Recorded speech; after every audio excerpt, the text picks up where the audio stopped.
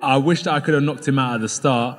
But as we saw, I didn't want to put him down early. You all know I was handcuffed. I don't want to say anything that I will be regretting in the future. But all I can say now is the first 20 seconds was enough for me to end Jake Paul. And guess what? Jake Paul is right again, and this decision will prove to be positive for him. Yeah. But that said, he's got a broken jaw. Done so much for me, and I just am happy and grateful, and just all the life memories that are created through these fight weeks and everything that we've done is just... You've got to make this kid have a reality check. And that's what he actually did, because Jake Paul himself said... This is how the story reaches its breaking point, and it is harsh. Logan Paul has now confirmed that Jake Paul is stepping away from boxing after suffering a shattered jaw against Anthony Joshua. Let that sink in for a moment. This is not a standard retirement announcement. This is fallout. This is damage control. It is the realization that excitement and hype do not protect the human body. One single fight did more than slow Jake's momentum. It exposed a clear limit. What makes this moment unsettling is the calm tone surrounding it. When the noise disappears, it usually means the outcome has already been accepted. And that raises an uncomfortable question. Why does this feel like something everyone saw coming? I hope that life pans out for you, because if you're unable to see this fight for what it is, you have a level of dark hatred, black energy in your heart. Logan did not soften his words, and that is what stood out immediately. He openly said Jake is stepping back after the loss and the broken jaw. A year ago, the conversation was about total dominance. Now the language has shifted to recovery and reflection. Those words do not appear unless something serious happened behind the scenes. It could be physical, mental, or both. There is also a strong sense that important medical details have not been shared yet. It feels like the situation is being carefully smoothed over before the full truth becomes public. I'm going to take some time off to go support Utah at the Olympics. So sick. Then she's going to move to Puerto Rico, move her here. Jake's message of gratitude should have felt strong and hopeful, but instead it felt final. When fighters talk about memories instead of future plans, it usually signals the end. The praise for his resilience also feels strange, because resilience is what people focus on when winning is no longer possible. The most chilling part is this. People are no longer discussing when Jake might return. They are questioning whether he should return at all. That shift says everything about how serious this really is. I mean, I wasn't being facetious before, but like, you never know the landscape of this, but more likely he's thought this is a good time to bow out or got a few niggles. And Eddie Hearn's involvement made the situation feel heavier. He did not frame this as emotional or temporary. He described it as physical reality. A broken jaw, accumulated damage, a body pushing back. Those words matter. When a fighter's body becomes the loudest voice, the career clock is already ticking loudly. Calling Jake's decision calculated was not praise. It was acceptance. It was the industry acknowledging that it has seen this story before and knows how it ends. It strongly suggests there is a medical report in the background that no one wants released. Jake Paul knew exactly what his tactics would be going into that fight. He was in there just to survive. He wasn't in there to win. He didn't even try to win. He couldn't win. So when you know in your mindset, you know in your mind's eye, I can't win that fight. What do? I've got to survive. How do I survive? I've got to run like a thief. Duke McKenzie removed all remaining comfort from the discussion. He said Jake entered that fight trying to survive, not to win. Once that idea settles in, it changes everything. At the elite level, survival thinking is a losing position. Analysts pointing out that every movement was about avoiding damage turns the entire fight into a controlled breakdown. This leads to an even bigger question. If Jake knew he could not win, why did the fight happen at all? Who approved a survival mission against a nuclear-level heavyweight? He's a big personality and he sells fights so well, and he's a big character, and the press conferences, the build-up to fights, and what he delivers in the ring. The guy is a serious talent, and he'll be missed when he's retired. Spencer Oliver's praise sounds uncomfortable when viewed in hindsight. Applauding survival after watching someone collapse under real pressure carries a painful irony. This is where the illusion finally shattered. Social media fame disappeared the moment real power entered the ring. Retirement here is not the loss of a star. It is relief. Relief that this experiment did not end in something far worse. That discomfort you feel is justified because everyone understands how close this came to disaster. Retire, he's not going to do it again. We've seen it before, and I'm quite sure the common word's going to be the boy that cried wolf. I think in reality, Johnny Nelson did not try to soften anything. He called the situation humiliating but unavoidable. Online toughness means nothing when a true heavyweight is unloading on you. The comparison to the boy who cried wolf hurts because it fits too well. When several respected veterans all use the same language, it makes you wonder what they are privately agreeing on but refusing to say out loud. Like, other than boxing, there's a lot of egos involved, if that makes sense. Like, he said this, he said that, and I want this, I want that. The reaction from Fury intensified everything. Humiliation became the dominant word, and once that label sticks, it never fully fades. Hospital footage and one-sided punishment live forever in public memory. When Fury says boxer in name only, it is not an insult. It is a final judgment. Boxing does not forget moments like this. The silence from Jake's camp says more than any response they could offer. But I think Jake fought a very, how do I survive long enough to land a right hand type of fight? And it made it a little difficult for AJ to get his timing.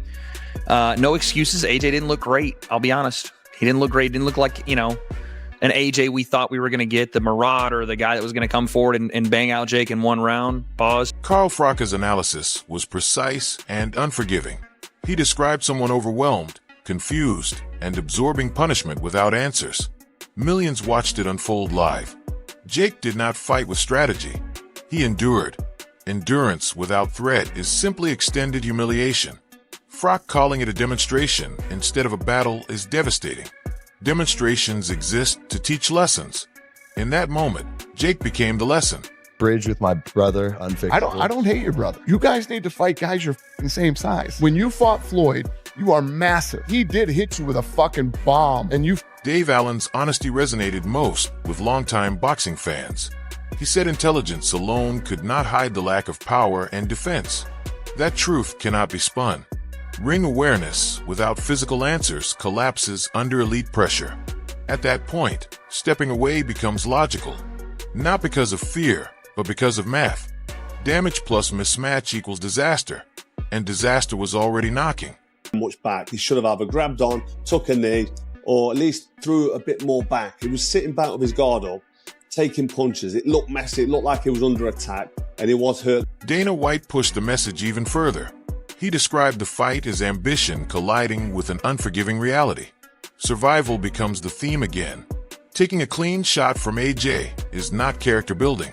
It ends careers. Dana calling it a warning should stop every crossover fighter in their tracks. This was not entertainment. A line was crossed. Once that happens, there's no rewind, only consequences. Well, the fight was, it weren't the fight, was it? It was really, really one-sided. Jake Paul, yeah, I've got to give him credit really because he's super fit. He's pretty clever really. Like he'd make a good journeyman. Even compliments about Jake's fitness ended up highlighting the problem. Being in great shape while getting dismantled only proves how wide the gap truly is. Eddie Hearn saying the final punch would have knocked out most professionals reframes the entire situation. Jake did not just lose. He absorbed something meant for champions. Absorbing it does not make you equal. It makes you exposed. At this level, exposure is dangerous. It has a broken jaw, it appears, after fighting Anthony Joshua, right? I made this graphic for you guys. You see it. Got his jaw broken in 2 places. Care of me forever and ever? Little fucked up. But when you take care of me forever and ever? Little fucked up. Mackenzie's final comments felt more like a verdict than analysis, saying Jake asked for this by stepping up carries different weight when injury reports are considered. The fact that him avoiding total incapacitation is being described as miraculous shows how close this came to tragedy. That is not exaggeration. That is reality. When reality arrives, retirement stops being optional and becomes necessary. just a fucking piss take that this guy's in there with Anthony Joshua, swinging away, landing. What's he done? He's had 18 minutes and landed 2 shots, and he's gone on survival mode. And there'll be a lot of viewers on net. My opinion, he won 4 of them. People will argue that he at least won 3. No one expected him to last that long. Rolled his ankle, broke his jaw, still fucking fighting, man. Like, that's toughness. You know, most people wouldn't have the balls ever to step in a boxing ring to bring in their life. He stepped in a boxing ring with one of the baddest men on the planet, who's 40 pounds heavier than him and 6 inches. This should not be framed as bravery alone or hatred alone. This was exposure wrapped in spectacle. Jake Paul's boxing journey did not end quietly. It cracked under pressure. Whether you admire his courage or dislike the hype, the result is the same. Elite boxing delivered its message. The silence afterward feels deliberate, as if more medical truth has yet to surface. When it does, this conversation will grow darker. The debate about retirement feels misleading, because whether Jake returns almost no longer matters. The idea of upward momentum is gone. Boxing is unforgiving in that way. Once you are seen as someone who survived instead of someone who threatened, matchmaking changes forever. The audience changes too. It is hard to imagine Jake wanting to exist in a version of the sport where his ceiling has already been publicly enforced. There's also a larger issue people are avoiding. Boxing has always struggled to balance spectacle and legitimacy. This fight leaned too heavily towards spectacle and paid for it with blood. The backlash is not personal. It is about fear of precedent. If moments like this become normal, injury risks turn into entertainment. Even the most cynical fans are uncomfortable with that. Jake is not weak, and he is not foolish. But he underestimated how fast reality arrives at the elite level. There is no adjustment period when you face someone who has lived in danger for decades. That is the lesson no one wants to say clearly.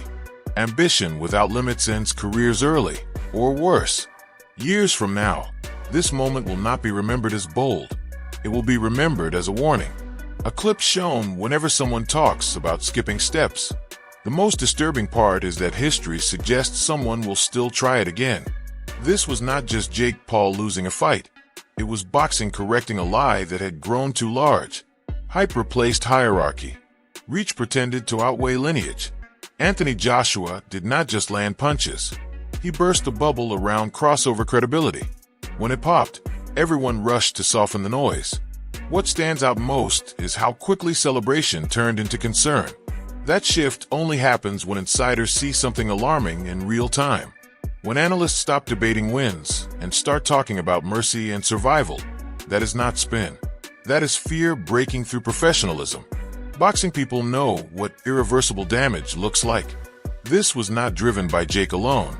Fights at this level do not happen by accident. When promoters, commentators, and networks all speak about inevitability afterward, it suggests awareness, not surprise. Someone sold this as competitive knowing it was not. If Jake paid with his jaw, the moral cost is still unresolved. Praising toughness feels empty here. Toughness is what people admire when skill is gone. Elite sport is supposed to be built on preparation and parity. Reframing survival as courage is an attempt to protect an idea that already collapsed. Courage did not stop him from being outclassed, and it will not protect the next influencer who confuses visibility with readiness. This situation exposed how fragile crossover boxing becomes at heavyweight. Heavyweights do not offer learning experiences. They deliver consequences. Joshua represented that reality. Mistakes at that level do not teach. They erase. Logan's confirmation is the final piece. It did not sound like concern alone. It sounded like self-preservation. When one brother takes that kind of punishment, the other must reassess everything. Stepping away is not just about healing. It is about containment. All from Boxing W.